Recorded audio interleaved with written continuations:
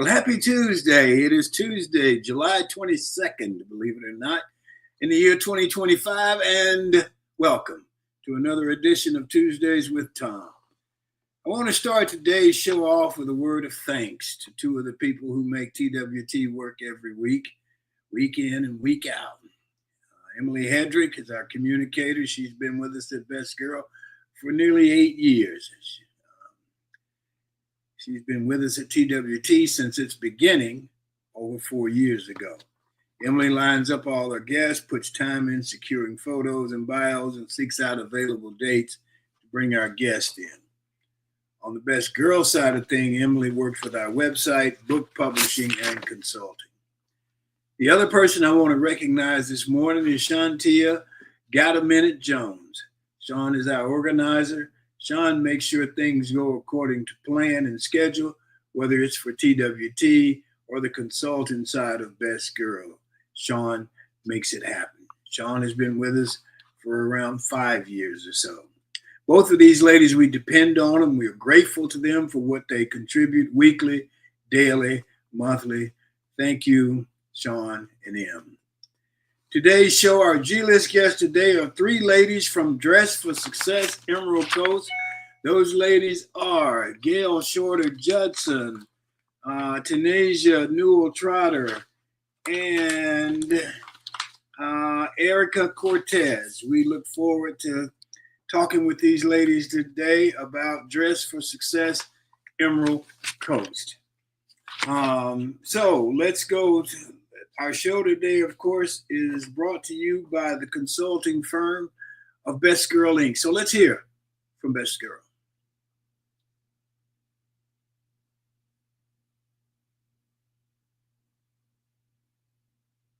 Best Girl is a consulting firm that provides customized leadership, access and inclusion, public relations, communications, and organizational consulting services.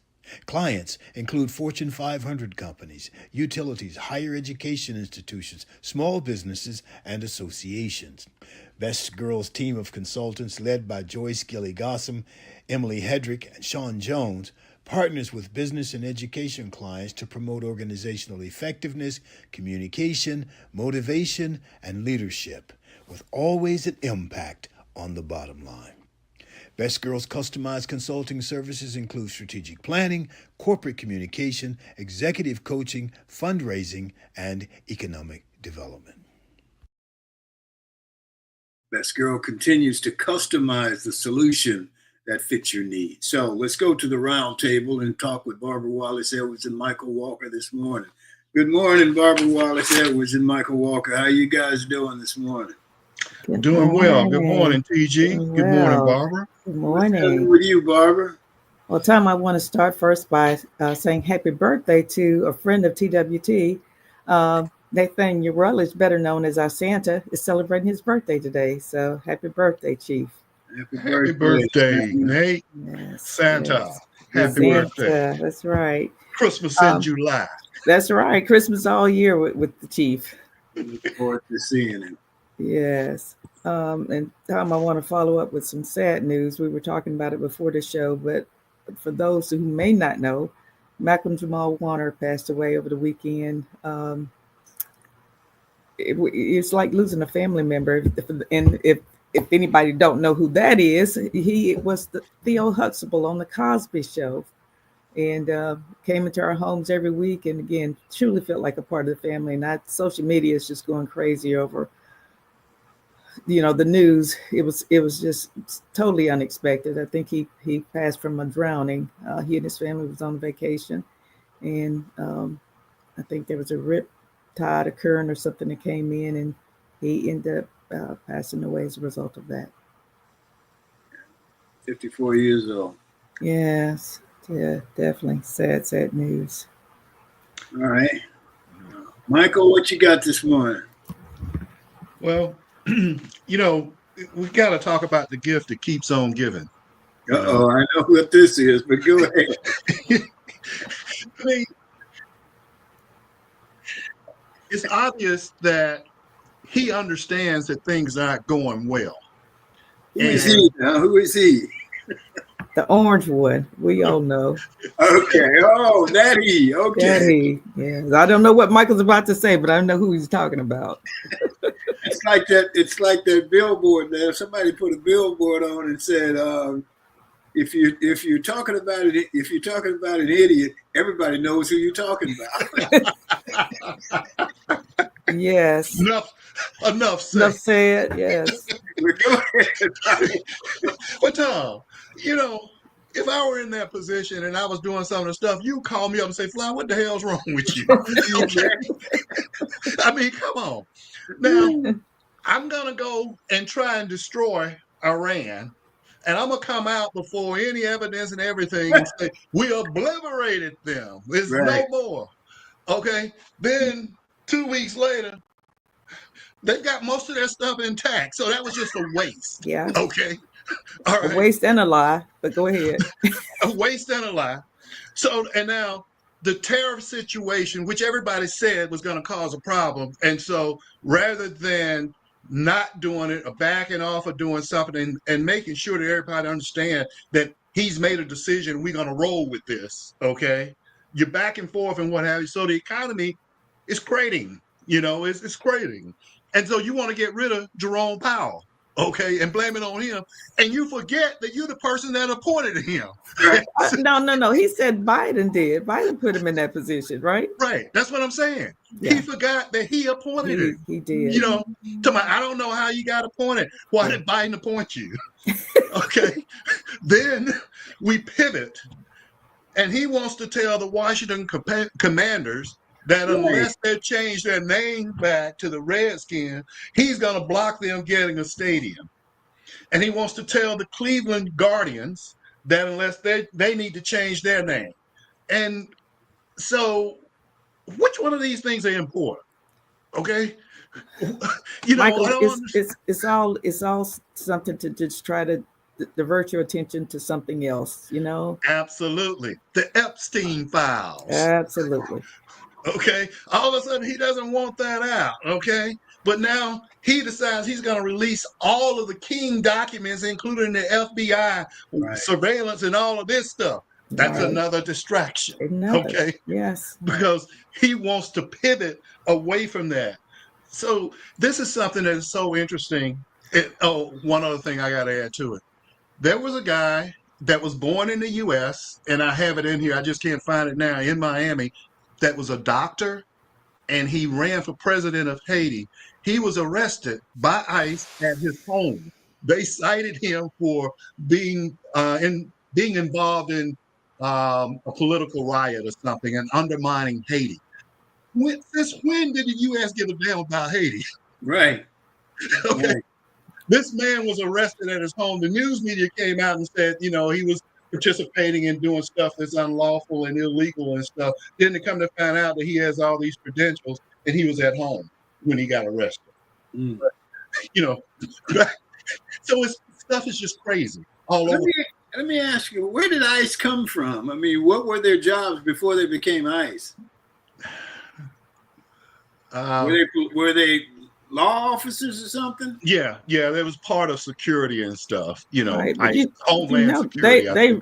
They've added so many ICE agents lately. They've given them $45,000 signing bonuses and huge salaries, and I think they're getting bonuses based on the number of people they pick up. So they are they've added to that the staff that they had previously before this administration went into office.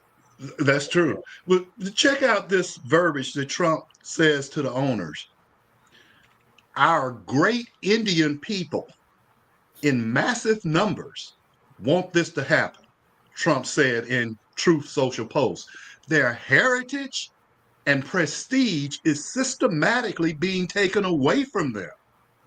Times are different now than they were 3 or 4 years ago, not 100 years ago, 3 or 4 years ago.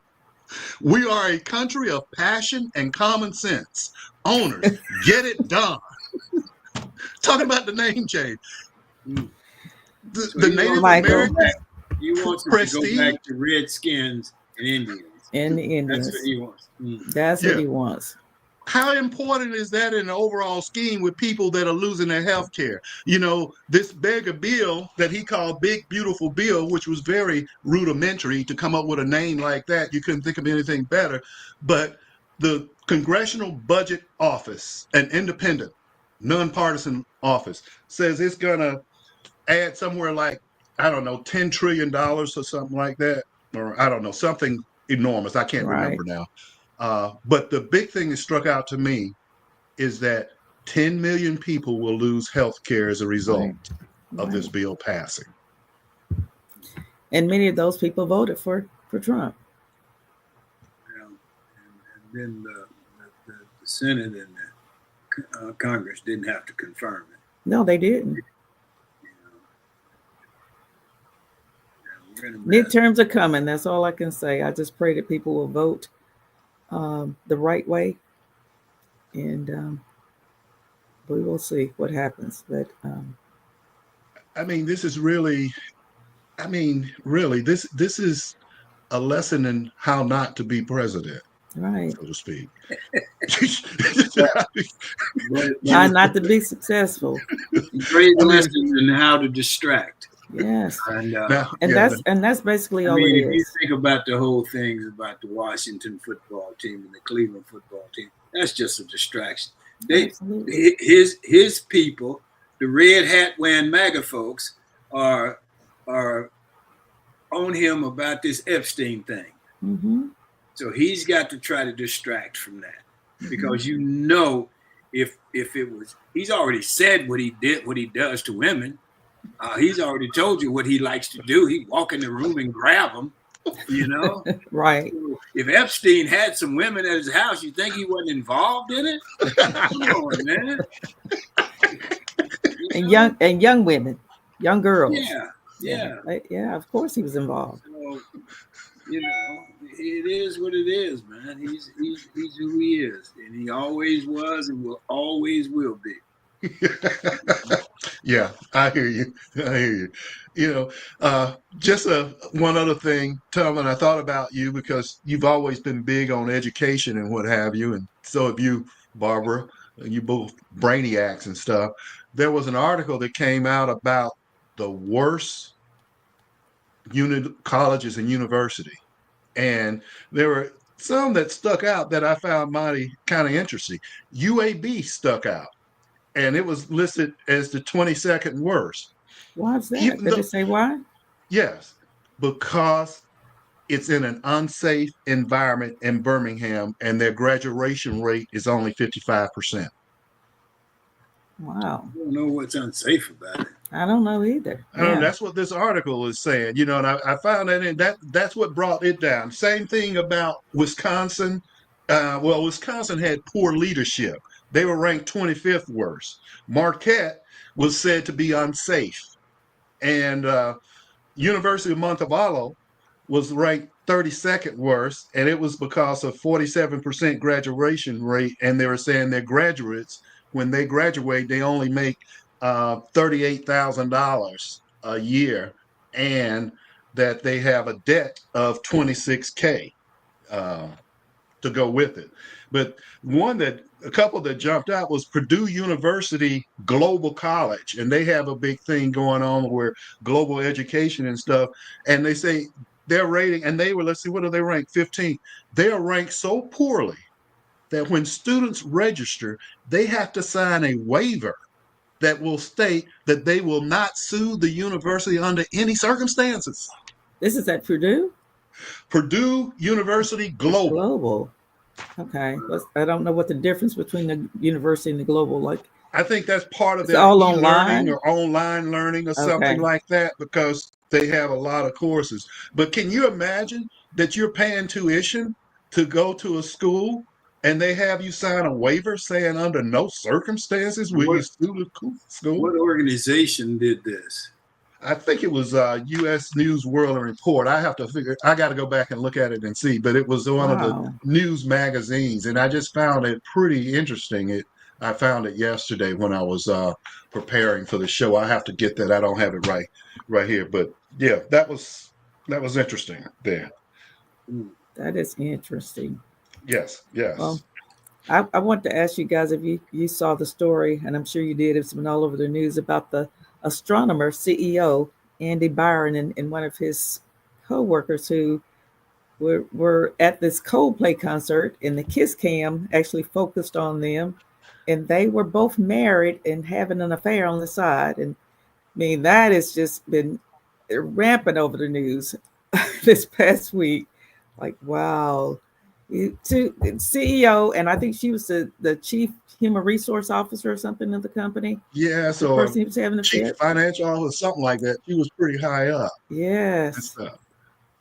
And Go ahead. Go ahead. let me ask you this question, Barbara, because I only saw the clips and I heard about it. So now when the kiss cam came on them, did Right. they actually kiss and then No. realize they were on TV? No. They didn't kiss. They were in, she was standing in front of him and he's had his arms around her. They were embracing each other. And when they realized the camera was on them, he immediately ducked down. She turned to cover her face.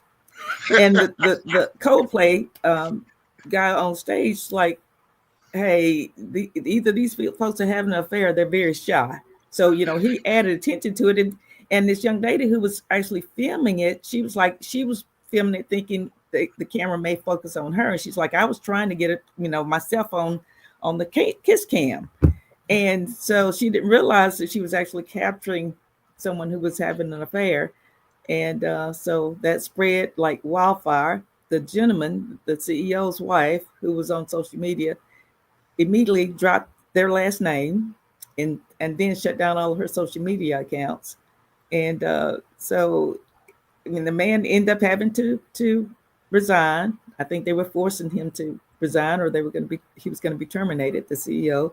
And the the head human resource officer, the female he was having the affair with, they say she's no longer with the company. So I don't know if she resigned or was fired or whatever, but they both lost their careers. Probably their marriages are in turmoil now. Both were married. She was married to the gentleman who was the CEO of I think a rum company. So she and her husband had just bought a new home 5 months ago. Both had children. It's like they just destroyed their lives for short-term pleasure, I guess. It's just not worth it. I don't understand. For nothing. I mean, their whole lives. I'm thinking, wow. Well, you know, did it say this? Were they in their home city or were they? No, they were both supposed to be on a business trip. Oh, they were supposed to be on a business trip. Yes. And were they really away from home and they attended this event? I think they were close to home. I don't think they were that far away from home, but they were in another state, city or something, but it was not far away from home. Yeah, that's the point I'm making right there. Yeah, right. Yeah. You know, it's interesting is that, well, obviously, you know, they didn't think this thing through. Not at all. Not at all. Well, but you know, you go into a big concert. Right. What are the odds of what happened to them would happen? That's true. You know, my friend told me one time he went to the Bahamas and he got in the elevator and there was one of his neighbors in the damn elevator. You can't get away. You don't never know, especially in this age of social media. Anything can happen. Yeah. Anything can happen at any time. So you just, you know, it's not worth it. Yeah. Some people it is. Yeah. Well, I don't know. It's not a whole lot you can say about that one, except for I hope they're happy. They're right. They can do whatever they want to do whenever they want to now, I'm sure. But chances are most times they don't even end up staying together. That couple end up splitting and, you know, going their separate ways as well. So, yeah, again, what's the value out of that? Nothing. Nothing but some hurt families and they have kids. Yeah, they both had kids. Okay. The CEO, his family, they showed pictures of his family. It looked like one of the sons had recently graduated. I don't know if it was high school or college, but showed family pictures at the son's graduation. the female, her and her husband, they show pictures of them on a hiking trip with their children. It's like, man, and their kids have got to return to school, and I can't imagine what they're going to be faced with, knowing again that the video that was posted had over 750,000 views or something in a 3-day period. It was only about 3-4 different posts yesterday. It was a lot of posts. It was everywhere. Everywhere, all over the news. Yeah, that can be really awkward for kids. It is something like that, right? I went through something kind of similar to that when I was a kid with a friend of mine, and it was a rumor, and it later became substantiated that it was true. But he was a good friend of mine, right? And families knew each other. And I remember one time we were in a car together. We were going somewhere, and he said, "Have you heard that my mom been having an affair with so and so and so?" Wow. And I just looked at him. Of course, I'd heard my grandparents had told me, don't say a word about it, keep my mouth shut. Right. Right. And so he just asked me point blank, and nobody was in the car but he and I, Wow. And we were good friends. And so I was kind of stuck there, Yes. And I just said, yeah, and just kind of moved on like, no big deal. I'm not judging you, or whatever. And no need to be embarrassed. I just kind of answered and said, yeah, and just kind of kept it moving. But it was awkward for both of us. I'm sure it was. In our neighborhood where I grew up, we knew who was going with who, because we were like a pack of wolves. We just roamed everywhere through the neighborhood, whatever. And we would see this man who lived down the hill. I guess his girlfriend was this woman who lived across the street from him, but they were both married.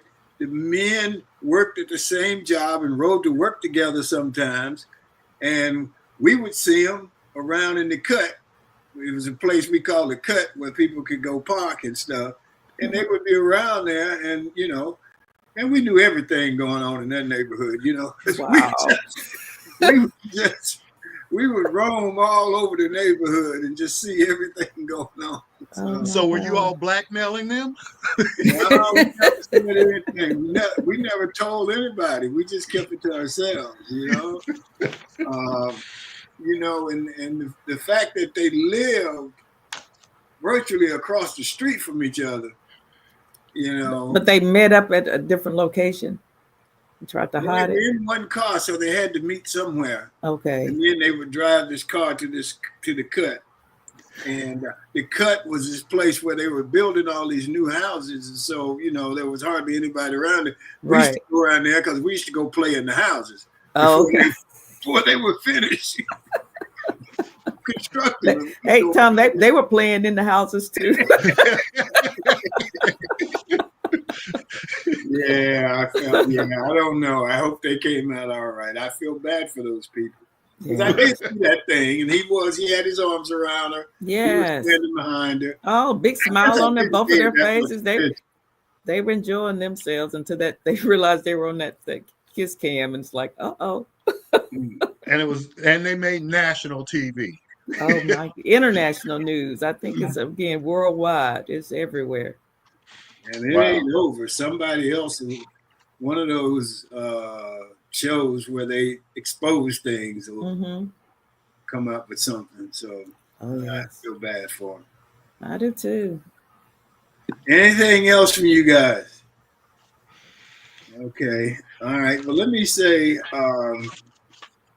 good morning to my friend Pat Eddington. Pat, I hope you're doing better. I heard you were doing better, and look forward to seeing you. And I want to say a shout out to my buddy Antley.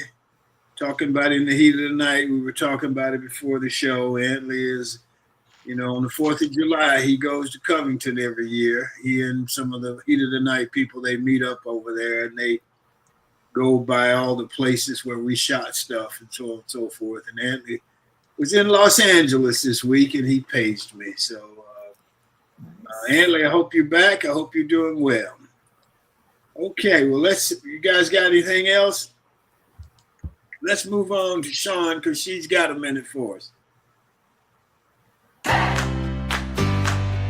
Good morning to everyone joining in with us. My name is Shantia Jones, and this is Got a Minute. It's summertime. Work has slowed down, the beaches are crowded, and my love for literature is at an all-time high. Speaking of literature, did you know that on this day in 1960, the 34-year-old novelist Neil Harper Lee publishes her first novel, To Kill a Mockingbird? Set in Macomb, a small Alabama town much like Lee's native Monroeville, To Kill a Mockingbird is populated with memorable characters, including the book's tomboy narrator, Jean Louis Finch, known as Scott, the mysterious recluse Boo Radley, and Scott's father, Atticus Finch, an upstanding lawyer who defends a Black man accused of violating a white woman. Now a staple of junior high and high school classrooms and the subject of numerous censor efforts, it offers a vivid depiction of life in the Jim Crow South during the Great Depression. Lee's book became an immediate success, winning the Pulitzer Prize for Fiction in 1961 and eventually sold more than 40 million copies worldwide. Let's go literature. Thank you all for joining in. My name is Shantia Jones, and this has Got a Minute.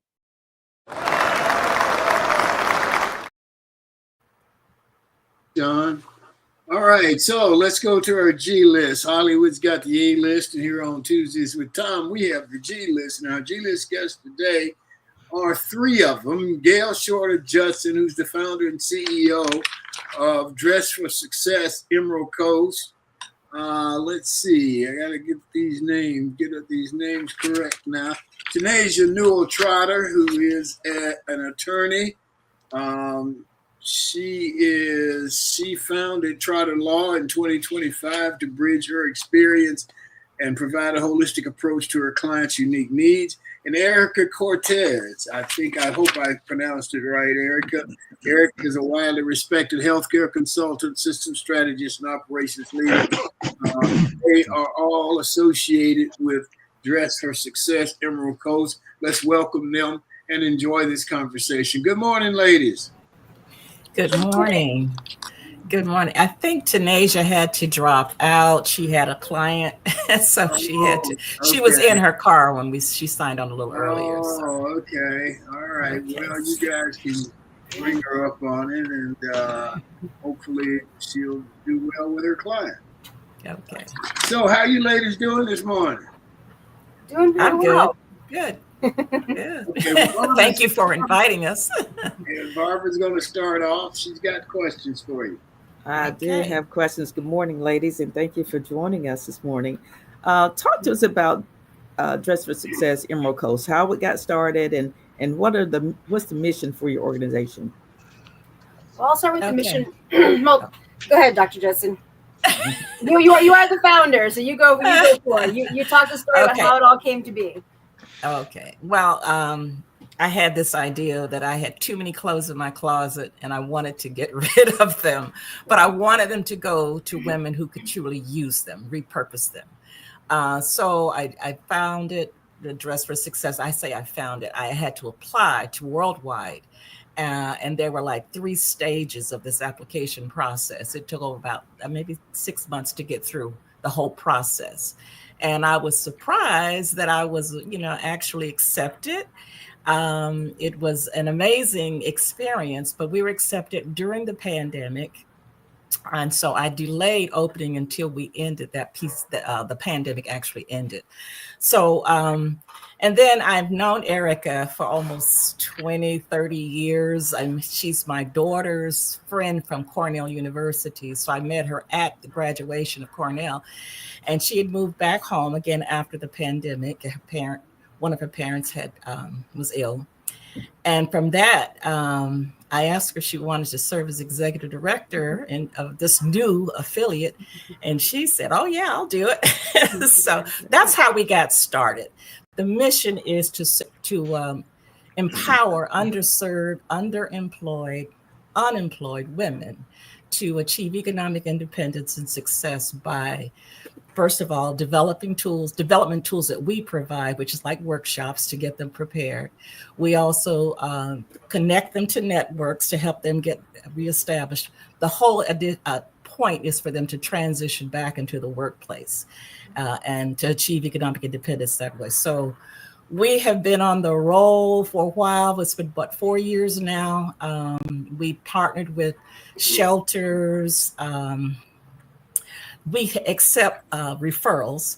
We also work with universities. So we work with the FAMU University in our immediate area, as well as FAMU main campus in Tallahassee, because during the pandemic, the Tallahassee Dress for Success shut down. So a couple of them shut down at that time. So they called us and asked if we could come by, and we did. So we make a trip over to Tallahassee and take clothes, but this is for the College of Pharmacy, the pharmaceutical group, because they too are transitioning back into the workplace at some point in time. And FAMU has some pretty strict requirements. They have to dress a certain way every single day, including the young men who need ties. So what we try to do is provide professional clothing that's been donated to us, and we repurpose it by giving it to those young people who need to transition back into the workplace. So, Erica, you want to add something? Go Yeah, ahead. so we focus on several different populations locally with the shelters. FAMU has been one of our biggest clients in terms of numbers of students, and one of the largest impacts too. We've dealt with one of the local shelters here in Niceville, that the Calm Center, where it's like a home for women and their children.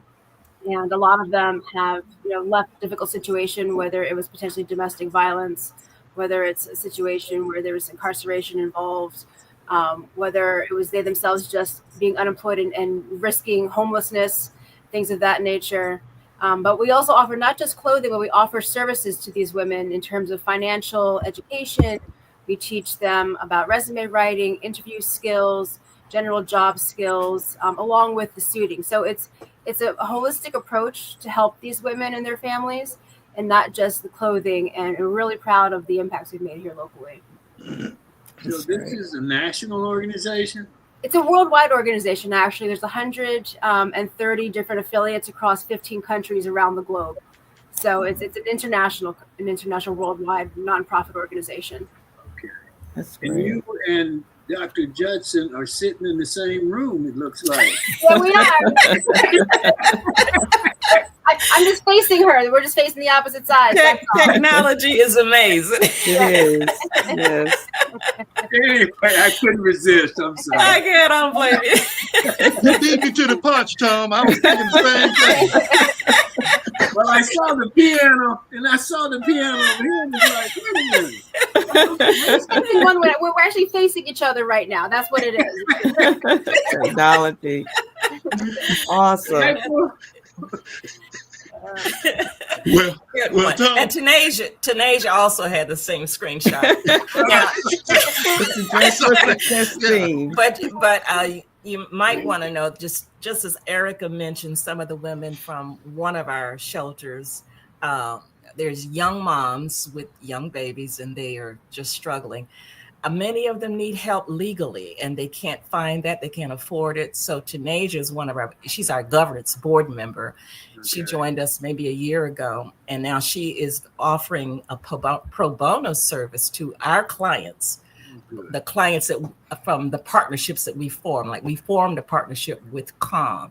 And if COM's women, any of their women, need any support from a legal standpoint, she's willing to, stand with them and help them fight for whatever they need. I think she's got a couple of cases going on. So she's a very busy woman. She's always on the go. So that's a nice service to offer. And we're planning on having her meet at our boutique, and on one day a month, the third month, so people can come to her if they need to meet with her. She lives in Gulf Breeze, which is a little dry for her, but she also she supports clients on all of the Emerald Coast. I'm saying from Panama City all the way down to Pensacola. So she's always on the go and on the move, but she's always available, and she tries to support us. So we love her for that. That's great. There. Who is it? Michael, we're with you. Who was it? Michael Garber? Michael's turn. Okay. Well, good morning, ladies, and thanks for Good being morning. here with us. I will ask, first of all, I will go with our Dr. Judson and ask her, so how did you come across this opportunity to become involved with this? Because I thought this was something that you started and it was primarily domiciled right there in Florida, but now this is a worldwide type This thing, is right? worldwide. Yeah. I heard, everybody hears expression dress for success, and you Google that and there's a whole organization that actually does this. It started over 29 years ago. I can't remember the exact number. 27. 27. Okay, somewhere in there. In New York City, in the basement of a church. It was a young woman who her grandfather gave her $5,000. And she decided to she was graduating, I think, from law school. I can't remember. Was it law school, Erica? Yeah, but anyway, she decided to take that gift and have it keep on giving. So she met with a nun, and the nun suggested that she do repurposing clothing.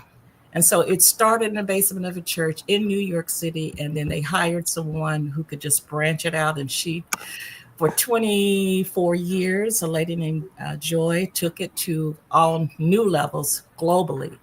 They have a governance board. We plug into their organization for, some fundraising activities. For instance, we are now in the midst of a power walk, and power walk comes from New York. It's not our power walk. So we're allowed to just plug into the national organization.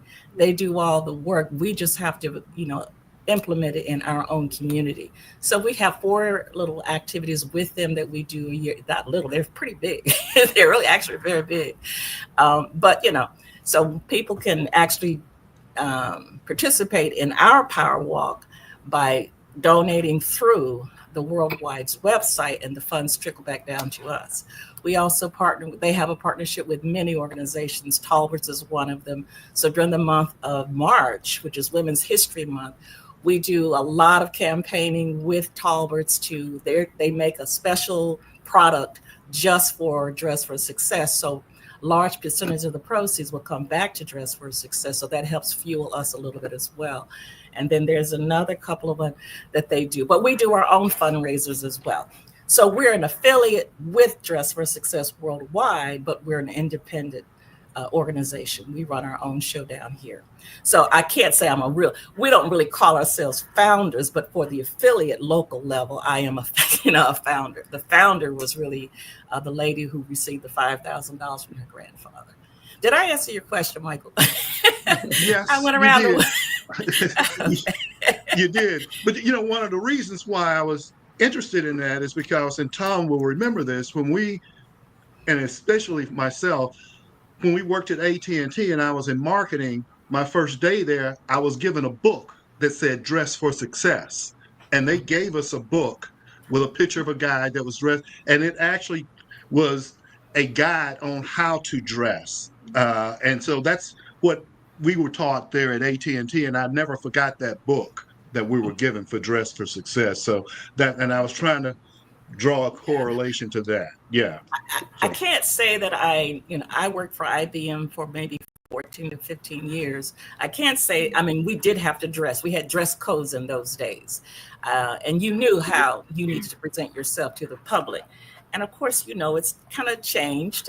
It's changed a lot. What you say? Kind of changed? It's changed. Oh my God, it's amazing what they are accepting today. And when we look at an underserved population, and that they're not getting the job. And sometimes it's not just because they don't have the skill set. They don't know how to present themselves. They don't know how to dress for the interview. We tell some of our clients, especially some of the clients of color, I know you don't want to wear this loose fitting outfit. Land the job first, and then find out the culture, and then find out if your tight fitting clothes is appropriate.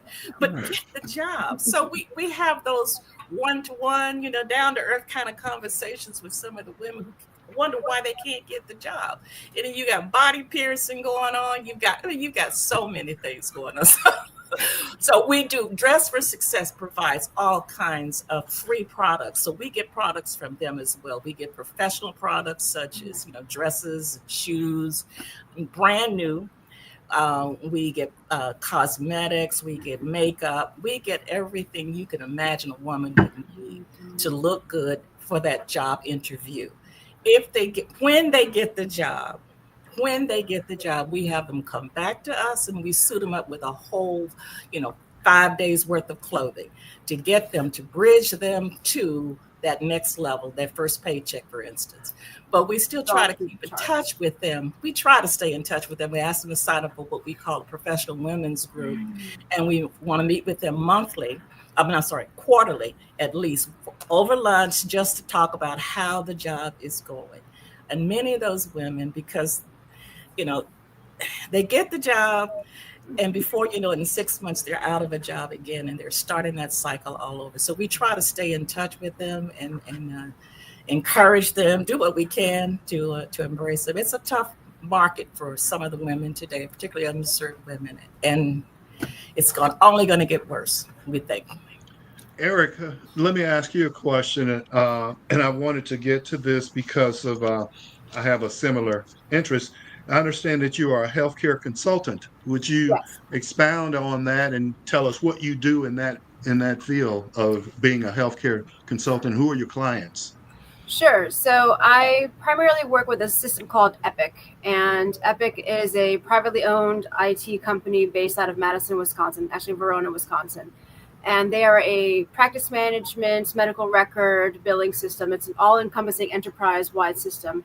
Initially, they started with a lot of the academic hospitals in the Northeast and locally in Wisconsin and also California, focusing on things like the Mayo Clinics, the New York Presbyterians, the Cedars-Sinai's, the Cleveland Clinics, those large organizations, and really setting the standard for EMR systems. And now that they've gone and really implemented their systems at all the large hospitals, we started now with a lot of the more community hospitals. So most recently, I've been working with Mount Sinai. I was originally based in New York, so all my initial work was in New York City. And now I work with various agencies that place me with new clients and help them with their scheduling, registration, and authorizations pieces. So my initial plan in life was, going to medical school and helping people. Helping people has always been the focus of things in my life. So while I'm not practicing medicine, I feel that what I'm doing is actually helping to facilitate access for care and ensuring patients actually get the services that they need, whether it's making sure the registration is proper, making sure that the schedule availability is there for them to have the appointments made, and then making sure the insurance companies are going to do their job and actually cover the services that they need and require. So that service plan and that service heart and making sure people are taken care of is something that's always been very important to me. Okay. You used an acronym, and I know that happens a lot in healthcare. You said EMR systems. Is that an electronic medical record system? Yes, I'm sorry. Yes, electronic medical record system. My apologies. I just thought I'd point that out for people that didn't know the lingo. Yeah. Sorry about that. Let me say, too, that many of the people who are on this, who are in our chat room and who are all over the country. And so when we talk about Emerald Coast and Panama City, so it's spell out where you are and what we're talking about, because some of them won't know. So we're on the Gulf Coast of Florida, the Panhandle. So picture, if you can, the Gulf Coast, and Florida's over here. We're at the tippy top southern Alabama portion of Florida. So we are in a more southern type of place. This is not Miami. This is not Orlando. This is not Tampa. This is more South Alabama, both geographically and culturally. So more southern hospitality here. It's not the fast-paced South Florida kind of situation. The Gulf Coast here is the emerald green waters of the Gulf of Mexico, as we're still going to call it, and the sugar white sands of the beaches here. So it's a unique place. It's I grew up here, went to high school here, was a military brat, and moved away after I graduated high school, lived in New York all of my adult life, and then COVID brought me back home, but I'm happy to be back here. it's a nice change of pace, and it's a good place to have, family and friends. Okay, good. Thank you. Let me, Michael, I wanted to just say this back when you were talking about AT&T. And I'm only going to say their first names, but you'll know who I'm talking about. So, Smitty comes around to Tyrone's desk. Tyrone's got on some kind of clothes that it wasn't etiquette. He wasn't dressed for success. Let me put it that way. Smitty went and got a GQ magazine and threw it on his desk and said, "Now you're trying to get me fired." Look at this book and see what you need to have on. Oh, man. Yes. Yeah, just to kind of expound on that, like I mentioned, we were all given this book, and they were real strict on dress codes back in that day. And so all of us guys that hung out, we had to be knotted up every day. And actually, it became a competition between us to see who was the sharpest. But if anybody got out of line, they would call quickly and say, "Hey, you need to get your act together." And that's what Tom is talking about. So I remember those days. It's so funny. Nowadays, when I go to meetings, people look at me like I'm strange because I'm always knotted up. Okay. I'm always dressed. And so I get these looks like, up and down, like, what's up with this and what have you. But I will say that some of the associations that I'm in, some younger guys that are trying to emulate me now are starting to do that. And when we go to meetings, they'll show up and they'll have a pocket square to match their tie or shirt, because that's part of my signature move. And so I see that, Now, if I can get some of the people of color to do that, that'll be even better. Yeah, my first job out of college was at Sloan Kettering Cancer Center in New York, and we had an extremely strict dress code. It was no pants. They had to be full length, no ankle pants. We had to wear stockings every single day. We had to have closed-toed shoes. We had to have button-down blouses that were covered, like they were and they would send people home. And I actually started a professionalism class while I was working there, because we had a lot of young new hires as time went on that did not know how to dress. They'd come in with jeans and T-shirts and flip-flops, and it's like, we're going to go meet with these executives about research funding or about different clinical care. You can't be walking around looking crazy. Right. So it was these, you come in out of college, maybe you had an understanding of what you thought was professional, but especially the kids that are younger, and now today even more so, when yoga pants is the uniform for a lot of women, and men are wearing, basketball shorts all day long, just hanging out in sweatshirts. That's not appropriate in the professional world. So, I've seen a transition from much stricter dress codes, but now, because it's become more fluid, it's a lot more difficult for people to define what is professional. And it really is based on the industry that people are working in, where the location geographically where we are here, it's a much more casual environment than, let's say, New York City. Their casual dress to just go around the corner to the store is not what we wear going to the store. It's a lot more together. So we take all those things into consideration too, because some of the women we serve here are not originally from here locally. They're from other locations. So, helping them understand, well, in the hospitality area where you're working at now, these, maybe a resort in Destin or something, the clientele is XYZ, the expectations are like this, we should really focus on outfits that appear this sort of way. Or you're going to be working at a dental office. So, okay, that's going to be a uniform because they have scrubs. So that makes it a little easier. Or you're working at daycare, maybe leggings are allowed because you're going to be with children. You have to have something comfortable and flexible and movable. So helping them see what's appropriate for that particular industry, for that particular job, and helping them succeed in that area.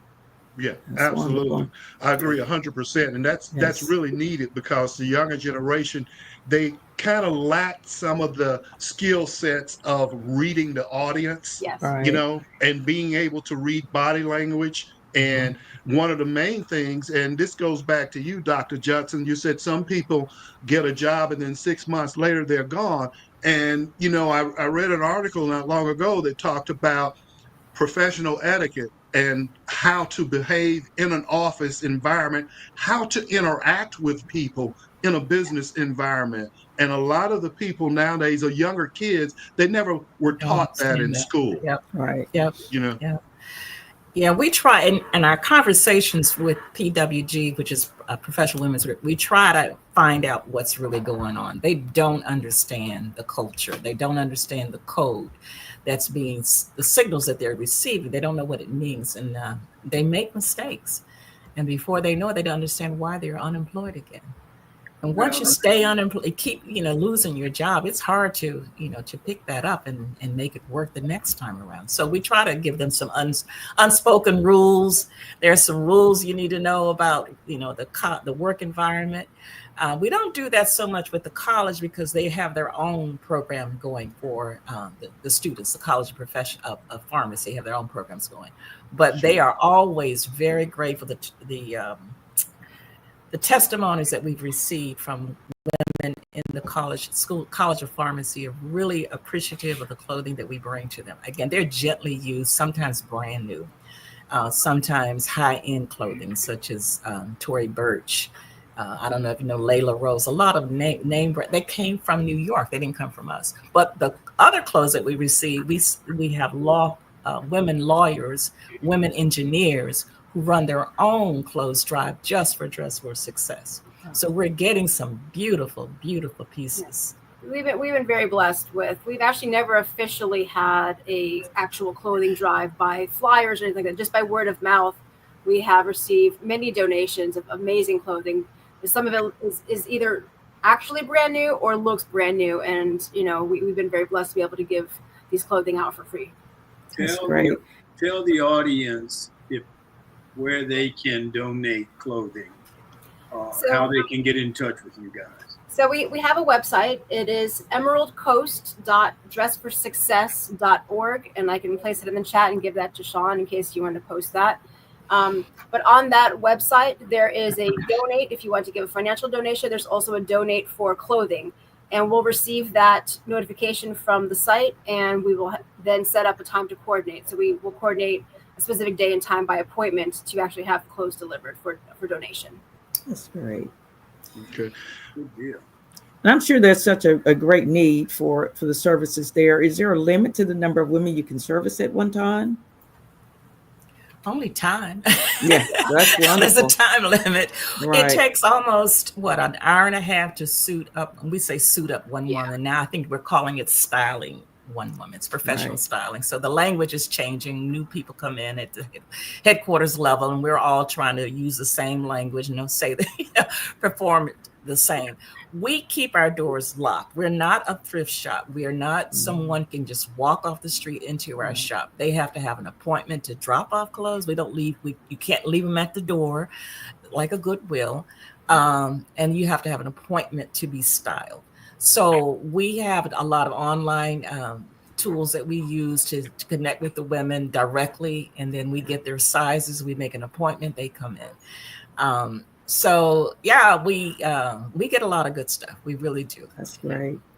Some things I can say I don't really know what they are, like body foundation. I'm not sure what to do with that, but someone out there knows, and someone else out there will use it. Body foundation, just I guess to wear a bathing suit and. But anyway, I don't know. We get a lot of things, but they're fun stuff. Yeah. Let me ask you a question. We didn't touch on this, and I'm just interested. And either one of you or both can respond to this. I know you talk about the closing stuff, and we've talked about the way they present themselves. What about the way that they wear their hair? And I know nowadays the styles of hairstyles are totally different than they were when we grew up. Absolutely. And I know when I first decided to grow an afro, my grandfather thought I was going to be, in his words, a yippie. And I'm like, no, he couldn't say hippie. He said yippie. I said, no, I'm still going to take baths. I'm just going to have a nice afro. You'll like it. But nowadays, these hairstyles are just like, what's going on up there? Did you look in a mirror? So how do you address that issue with this younger generation now going into a corporate environment and trying to get a job? Well, when they come in for their styling, we look at them top to bottom, what kind of shoes they're wearing. We have some nice shoes. We try to switch it up. If the hair is in need of service, support, we also refer them to a few of our our partners who will offer our partners a free haircut, maybe free coloring, whatever they shape, whatever they need. And she's very good at what she does. Her name is Frankie Riley. She's been with us from day one. In fact, when we moved into our boutique, her shop was right next door to us. So we could just send them over, or she would make an appointment for them to come back and see her. So we do try to do that.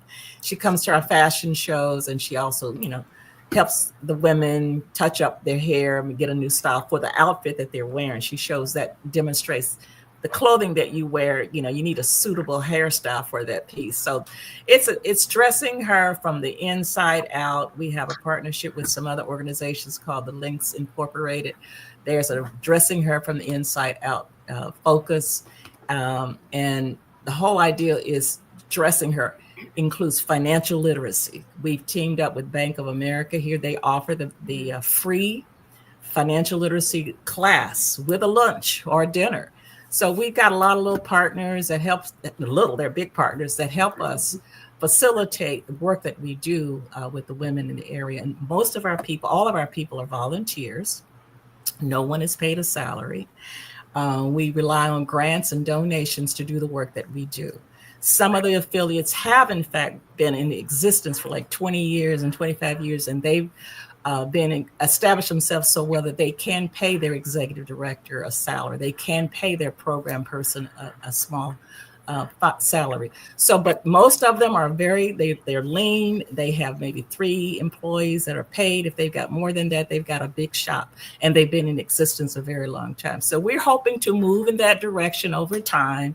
We took our strategy was slow growth. You don't want to create more demand than you have resources to support you or volunteers to help you. So we recruit volunteers as well. The volunteers keep us rolling. So as part of dressing for success, does that include how to address people? In part, we do that, and honestly, that was something I was considering as a new type of class for us to offer, because that is something that is lacking. I was actually recently in an HR conversation as a new orientation, and talking about how the younger generation, early 20s, mid 20s in particular, where their concept of the structure of I must show up on time, these are the expectations, and well, you're condemning me, you're criticizing me, you're being too hard on me. These are just the expectations. I'm not being hard on you, but helping them understand that this is the structure of a professional environment. This is not your parents, this is not school, this is the real world. Best friends. And there's a fine line between being understanding that they have a different perspective, they have a different way they express themselves, and emotions are treated differently. They were raised with a different culture between texting, not having to speak to people. For them, they get a lot of anxiety. I remember I had a friend's daughter, we went to a restaurant to order her own food. That in itself was challenging because she was scared to talk. I said, if you don't talk, you're not getting food. I'm sorry, but it's helping them understand that you have to be able to address people, speak to people, and in a respectable way. In a respectable way, and that is something that is different as the younger generation has been moving into the workforce. And for us, a respectful way meant Mr., Mrs. Absolutely. 100%. Yes, sir. No, ma'am. Now, the one thing I'd say, being in a more southern area, I want to say that. Yes, ma'am. No, ma'am. Yes, sir. No, sir. It is pretty prevalent. I mean, I think a lot of these folks were raised that way, so at least there is that. But then there's the attitude that might come with that. It's maybe a little bit of sass that should not be yes, ma'am. Like it shouldn't be like that. So. There is a component of professional etiquette and behavior and how to conduct yourselves in meetings and interviews in particular, and how to present yourself in a way that is received positively. Okay, Great. sounds good. That's great. Anything else from anybody? Thank you guys so much. We appreciate it. You're very welcome. Thank you for having us. We really enjoyed this. Thank Now, I you. notice you're not dressing any men because we want to make sure they pull their damn pants up. Well, every now, We'll make sure. that's not the focus, but because of, the different pronouns now, we Yeah. have to be sensitive to the needs of others. We do. So Yeah. when someone says non-binary, we have to look at what that means on their application. If they say they prefer more masculine clothing, then we need to have them on hand. So it's interesting. It's been a learning experience also too for us. Oh, Yeah. Yeah. Yeah. Anything else from you ladies? That's why. Erica? Thank you very much for your time. I really do appreciate the opportunity to talk about the organization and meet Well, with you we guys today. appreciate you guys coming on talking about the organization. Thank you. It was Okay. enjoyable. Thank you. Thank you. It was- Thank you It very was much. somewhat. It was Send our enlightening. regards to. Okay. It Send was our regards enlightening and to. informational. So thank you. Sorry. You're welcome. You're welcome. Send our regards to Madam Joyce. I will. I will. She may be All on right. here. I don't know. Okay. All Okay. right. You take care. Well, let's Thank give you him so a much. hand, John.